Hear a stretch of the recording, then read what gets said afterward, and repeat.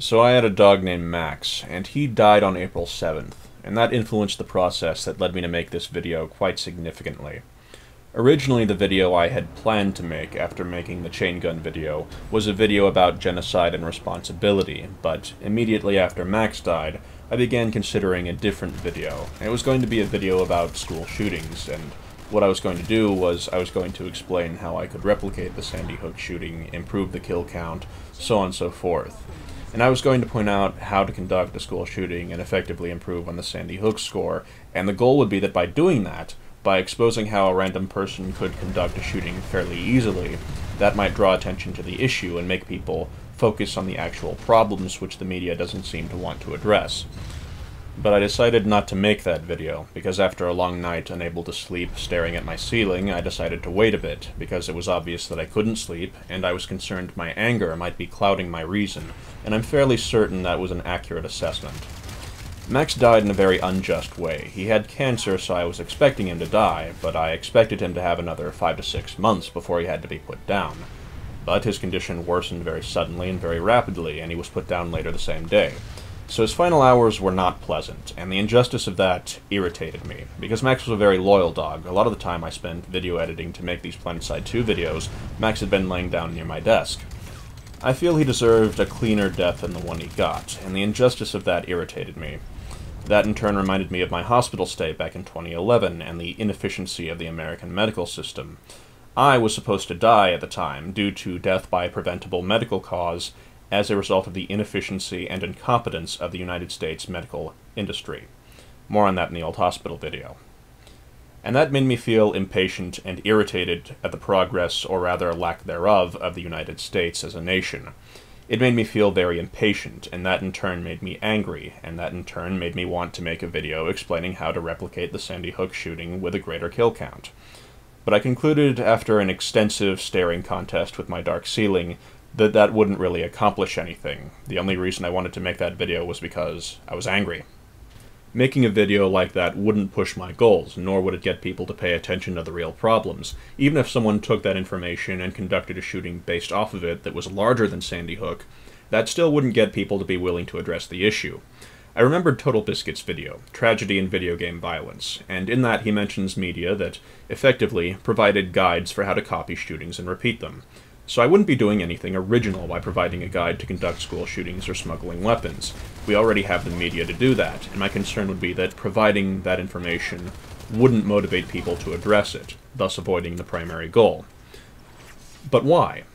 That's the question that, in the end, I was left with. Why wouldn't it work?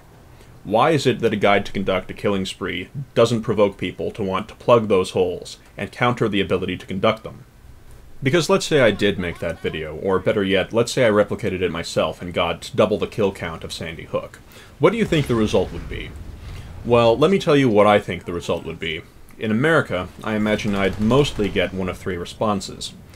The first would be from the liberals saying we need to ban guns, and that would happen even if I conducted the shooting with an illegal weapon taken across the southern border. The response would be to make my illegal gun illegal, therefore advocating taking no meaningful course of action except perhaps disarming my victims to make a spree killing more convenient and allow me to obtain a higher score. The second response would be from conservatives, and it would be, it's because we took prayer out of schools, and that position is basically assuming that a deity would have stopped me, which as far as I'm aware, there's nothing to indicate that schools with prayer are granted immunity to mass shootings. If a study proving that schools with prayer are immune to mass shootings and schools without prayer in comparison are not, I've never seen it or found it, so that also advocates taking no meaningful course of action, just like the liberals. The third response would be to blame video games, effectively a straw man argument saying that PlanetSide 2 made me want to conduct the shooting, once again a course of action without science to back it up, therefore advocating no meaningful course of action. There'd be plenty of other more sensible minority responses, but these are the 3 big ones, at least in my experience. So the way I perceive it is that, since people refuse to look at the situation objectively, with the goal of using evidence to consider a rational solution, on some subconscious level, perhaps people don't want the problem fixed. Think about it. If stopping school shootings was our primary goal, the proper way to go about solving it would be to critically examine the facts and determine the cause and solution.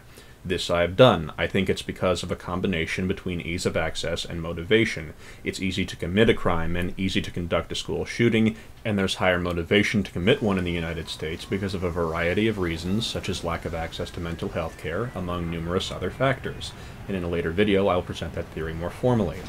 But for the three big responses that I see, blame video games, ban guns, and say it's because of no prayer, all three of these require a deliberate refusal to look at evidence, or at least a mental self-deception to trick oneself into thinking that the bare minimum research they did was adequate. That's another thing I've noticed. People feel that if something is correct, they've done research. If someone feels that removing prayer from schools caused shootings, as far as they know, they've determined a cause and effect, and it's a fact.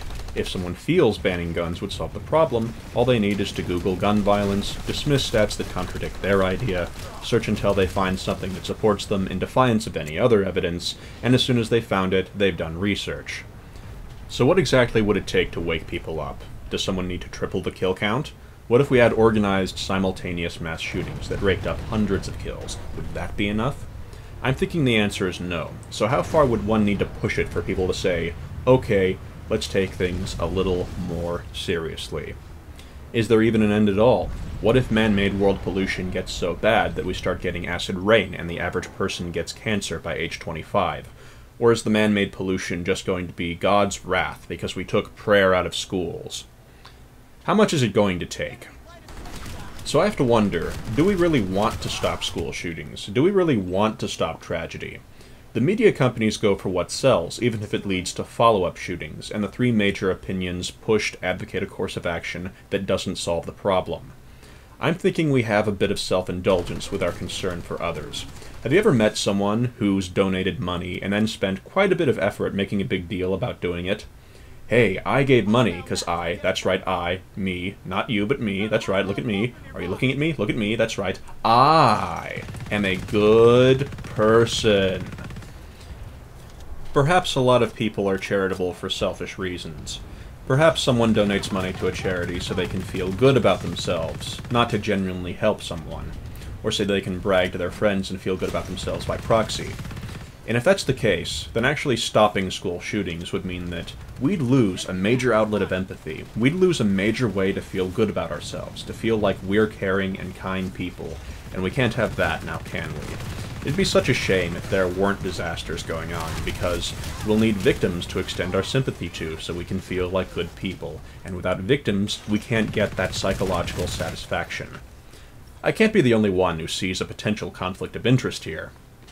So what I think is going on is that, as a nation, and this isn't confined just to the United States, we obsess over these tragedies, but either deliberately or subconsciously avoid doing anything to fix them. We offer a half-assed attempt to at least look like we're trying to do something, or to convince ourselves that we're doing something, and that's why we put forward the ideas I listed, blame video games, prayer in schools, etc.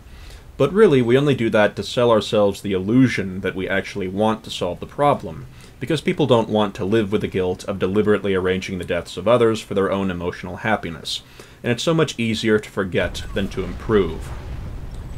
You know, there's a saying, religion is the opium of the people. Well, I think the Western world's hooked on another opium, tragedies. And it'd be such an inconvenience for us if we lost our supply of tragedies, wouldn't it? If you're like me, when you see this you think, we really should do something about that. People die each day, many from preventable causes. So how many is it going to take? And furthermore, how long is our patience expected to last? I'll see you next time.